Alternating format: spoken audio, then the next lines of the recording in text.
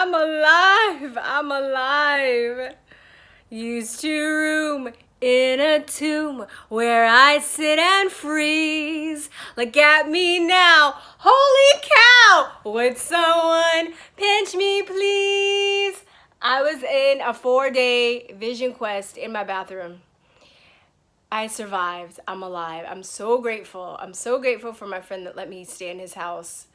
Cause it was crazy, doll. It was crazy, y'all. It was crazy. I had never been that cold in my entire life. And thank God that the phone lines were working. At least I had my phone, but I couldn't charge my phone. I barely had internet. I had a little internet on my phone, but I couldn't do any work. I couldn't upload any videos. I'm taking a class right now online. Couldn't do that. I couldn't cook. I was eating canned food. I broke into my survivalist stash in my apartment, living in my bathroom, okay? In a tomb, used to room in a tomb where I sit and freeze. I was sitting and freezing in my tomb in the bathroom. I had literally took all my couch pillows, all my house pillows. I made a makeshift lamp out of some candles and a terracotta plant pot. I dumped one of my plants out, made a terracotta heater that kind of sort of helped, but not really. And was living in my bathroom for 4 days. And I had water, I had dry food, I had food. But it's still not fun I'm grateful that I had food. I'm grateful I had my survivalist stash. I'm grateful I had my bug out bag and all my, stuff. But it's still you want hot, good food, not fucking canned tuna and freeze dried carrots. You don't want that. You want steak or chicken or whatever. Right? So it got me really thinking about, how grateful I am and how much I have to be grateful for. And it also, I'm one of these people that's really, it's hard for me to accept help, even though I like to help people. And I like to help people and I don't hold it over their heads. But I like to, it's really hard. So my friend was like, well, first of all, the first day I couldn't even get out of my apartment. I couldn't even leave anyway if I wanted to.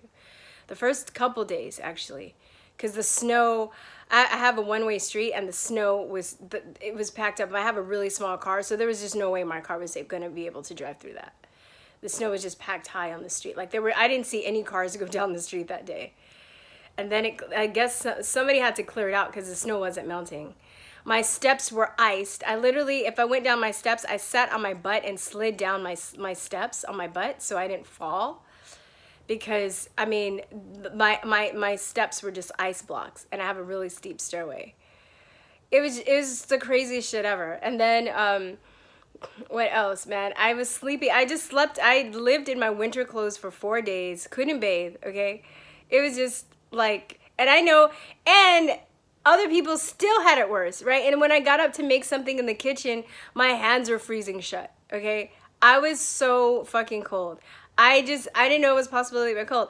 And maybe I'm being dramatic because I'm from California, and if it's 69 degrees, I'm like, oh my God, turn the heater on. But it was fucking 10 degrees at least. I know I looked at it one time, 10 degrees, insane. So, it kind of looks like it was a dark HARRP winter, right? We were being promised a quote unquote dark winter. And then, there's a lot of strange anomalies that I'm going to be looking into that, this has never happened in the history of Texas. When as far as my friends that are native Texans are saying. So, I've been here almost 6 years. It'll be 6 years in June. And I'm looking at the, it would snow every once in a while, but it would just snow for a couple days and then it would be gone the next day. And, it's never been like this. Icicles every year. We had ice and snow. Ice is even worse. So it was just the most bizarre shit I've ever experienced. And I guess we didn't have the infrastructure to deal with it. We're not used to dealing with this level of coldness where other parts of the country are. So it's not a big deal for them. And they don't have power outages because they're used to dealing with this, the level of cold and snow and everything. And it's interesting too, because my friend's daughter was upset because there were people that were on TikTok and they were making fun of Texans, and I'm just like, that's really messed up, right? All these, and it's funny, it's the liberal people, the open-minded people, the fair-minded people, the tolerant people that seem to be putting out a lot of videos like this. You can't make fun of black people or other races, because that's racist and that's inhumane. You can't make fun of women, but you can make fun of people freezing in Texas because people think that they're just white racist supremacists here. I even remember that Charlie Hebdo article that was, or that magazine cover that came out when we had the floods in Houston. And it was a picture of these Nazis that were drowning. And they were like, yeah, that's what you get for voting in Trump. And I'm like, you guys are fucking assholes. And I remember that year my friend's house got flooded. And he's an Afro-Latin guy. Lots of black people, it doesn't matter. It sucks that white people too, but I'm just saying the perception that people have, about other parts of their own country that they don't even know anything about, and B, that it's okay to wish death upon these people. It's fucking horrendous. I don't know. Even in parts of the country where they're used to dealing with this cold, when there's a blizzard or there's a hurricane or something, I always feel bad. I always think about these people. I was thinking, trying to just be in a state of gratitude, even though I'm freezing my butt off. I was thinking about all the homeless people that didn't even have a roof over their head. I still had a roof over my head. I still had a place to stay. I still had shelter. I still had protection. But they're homeless people. We have a lot of homeless people out here in Austin. A lot of them probably died, or got really sick, or got frostbite, or whatever. I heard a report of a lady that had a miscarriage because of the cold. But it's okay to make fun of those people. Get the fuck out of here, for real. These people are terrible.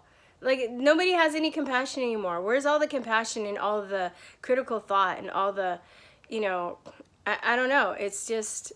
It's I don't know if it's the social media generation, or it's probably that. It's probably a lot of other things that maybe I just don't want to get in now that I think about, but it's going to be a longer video. But it's a lot of stuff. And it's made, but on the flip side, I should look at the good side. My friend let me use his house. There's a lot of people offering me help. There's a lot of people offering other people help too. In a lot of ways, it was a situation for people to come together and help each other. And that's great too. Whenever there's a disaster too, there's always that coming together and people offering help. And I'm talking to my brother a little bit more now, even though he reached out and he was really concerned and stuff. So we're not talking, we're texting, but we're kind of on speaking terms again now, which is good. But I still we're still very maligned politically because he's very leftist. So, but at least, but then I had other friends who are in the same situation with their siblings, and they didn't even reach out to them because they're leftists. So there's some people that are just well, I'm not going to speak to my sister, my brother, my cousin, whatever, because they are a Trump supporter, because they're a patriot. That's fucked up too, I don't know. Anyway, I also had a strike, so I couldn't post anything for a week. So I was kind of haha, YouTube, joke's on you. I couldn't post anything anyway because I didn't have any internet. So I didn't have any way to post anyway, YouTube. So you didn't punish me. You can suck it. So anyway, I am... I'm just in a huge state of gratitude right now. I'm very happy. Since I got out of my apartment, I went to my friend's place. I've been giddy. If there's room enough in here to do cartwheels, I would be doing cartwheels. But I've just been so giddy and so grateful. Just the things that we take for granted, just simple things like heat, like warmth, right? Like power, right? The power wouldn't have been so bad because I had a mess load of candles. I had a plethora of candles. I use candles anyway, and I always have a backstock of candles. So I had enough candles probably for, I don't know, another 3-4 weeks. I had a lot of candles.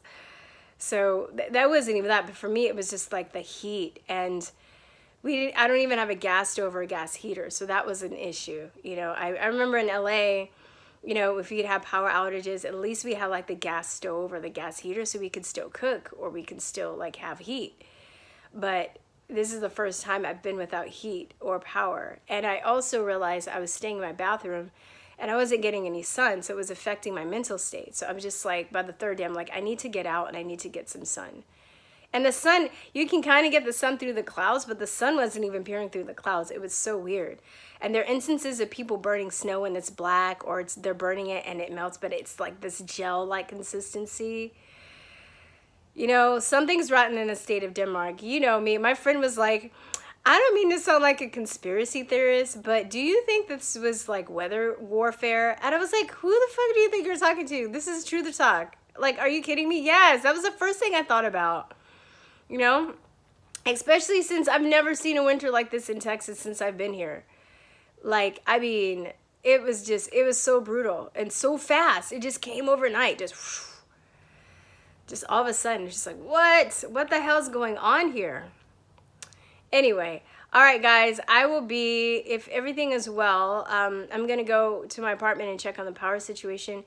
And if everything is fine and dandy, I'll be back to my live shows next week, Wednesday and Friday at 10 a.m. And I will be posting videos throughout the week. All right. I love you guys. And thank you for all that reached out and tried to see if I was okay. And I hope you were okay too.